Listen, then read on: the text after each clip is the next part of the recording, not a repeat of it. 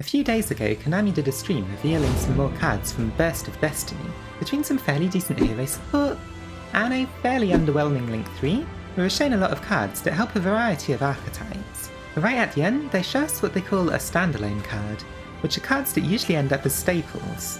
Things like Alpha the Master of Beasts are usually revealed at this kind of time, so you can tell it's going to be quite good at the very least. What they revealed was this. The card in question was King of the Sky Prison.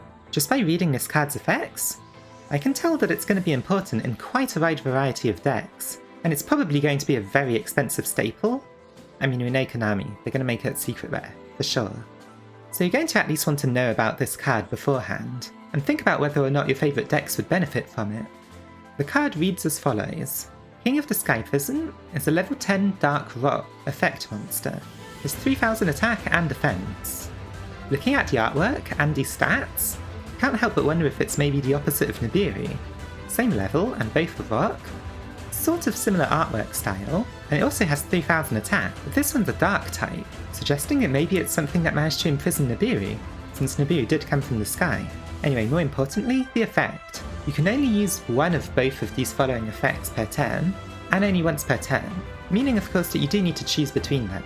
The first effect is that, during your main phase, you can reveal this card in your hand, and it stays revealed until the end of your opponent's turn, and if you do, while it's revealed by this effect, set cards on the field cannot be destroyed by card effects.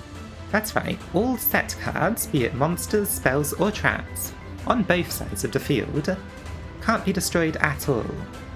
If that wasn't good enough already, the second effect is this.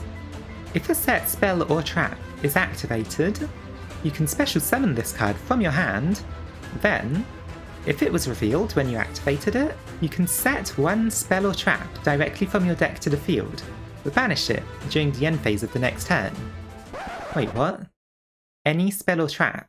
This card searches any backrow, without any restrictions on what it can search. They are banished at the end phase of the next turn, so searching floodgates means that they won't last forever, but still any spell or trap. That alone can make this card really important, as it lets you use a bunch of one-offs, and actually get to them a lot more consistently. So if just reading the card wasn't enough to convince you, I'm going to go over some applications that it has now. First and most obviously, backrow decks. A deck like Altergeist runs a lot of backrow, and if they go first, they'll only really summon one monster, and set 3 or 4 traps. The problem with it is that, unless they draw Solemn Strike, your opponent can just open with a Harpy's Feather Duster or a Lightning Storm, and then just delete your entire backrow, leaving you with very little interaction. And you'll most likely just lose. Paleo Fogs suffer from this too. While at least they do get their paleos in the graveyard, if all of their backrow's gone, they won't really have any way of actually activating them to summon them from the graveyard, and will instead have to hope on just drawing a trap next turn to be able to play again.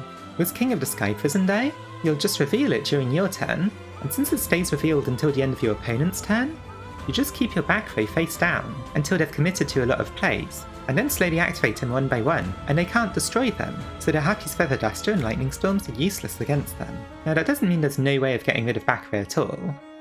You can of course use something like Cosmic Cyclone to banish the backrow instead. That only gets rid of one card, and so the biggest problem backrow decks are going to face is probably evenly matched, since that will just banish everything instead. So even if you're not really planning on getting this card, make sure you have your playset of evenly matched. After having protected your backrow during your opponent's turn, you can then try and use a trap in the end phase, even something simple like a Traptrix or a compulsory evacuation device. And then King of the Sky Prison summons itself, and then gives you the search of any spell or trap. This is obviously really good too. It lets you search something like a Solemn Judgment or a Solemn Strike, which is otherwise very hard to search. That's right, Altergeist have searchable Solemns now. Look forward to it. However, you don't even just need to search traps in backrow decks.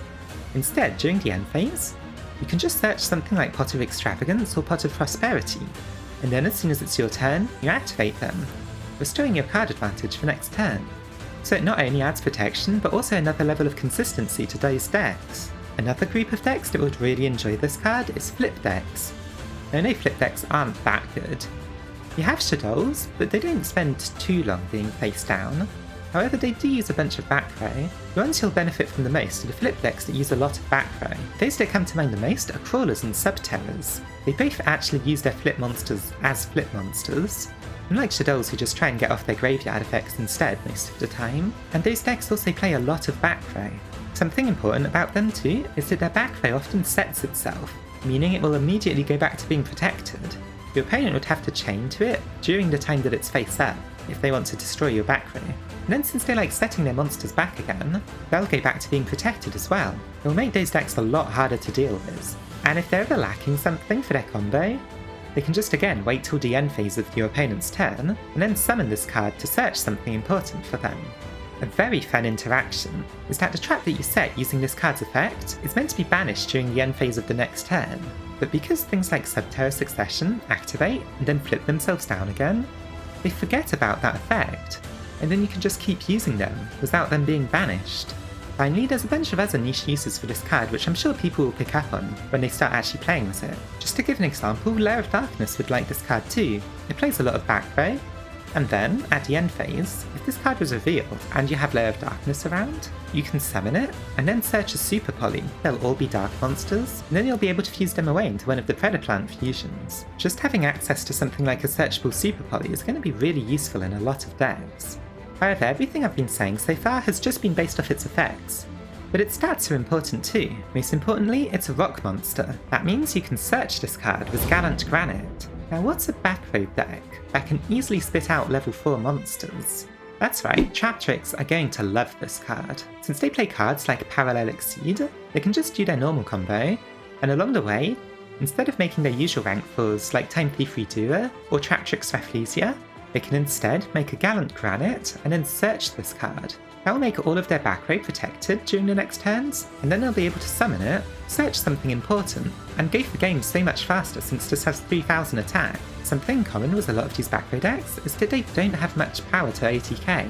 Having an extra 3000 damage on board is going to be super useful. Its level is important as well. Since it's a level 10, you can actually use its second effect on your first turn if you don't really mind not being able to search a spell or trap. That means it's essentially a free special summon of a level 10 monster. And what deck loves level 10s? That's right, this is train support as well. With this in your hand, just set any spell, then flip it over to do whatever that spell would do, and then you get to summon this as well, and then make whatever Exceeds monster you're planning on making. So as you can see, it's a really good card, and it's going to be a staple in a lot of decks, so you'll want to get these as soon as possible. But I hear everyone thinking, is there a way to break it even more? For example, what if you revealed it without using its first effect? Would you then be able to summon it and get a spell and trap search on your first turn? The answer is technically yes. There are some cards that can reveal your hand, which would make the second effect live without having to use the first one. Things like Respect Play force you to reveal your whole hand, and the second effect only checks whether the card was revealed or not whether it was revealed was the first effect. So then if you did activate a spell or trap, it would summon itself. Of course, none of those are practical at all, so it's not really going to be useful.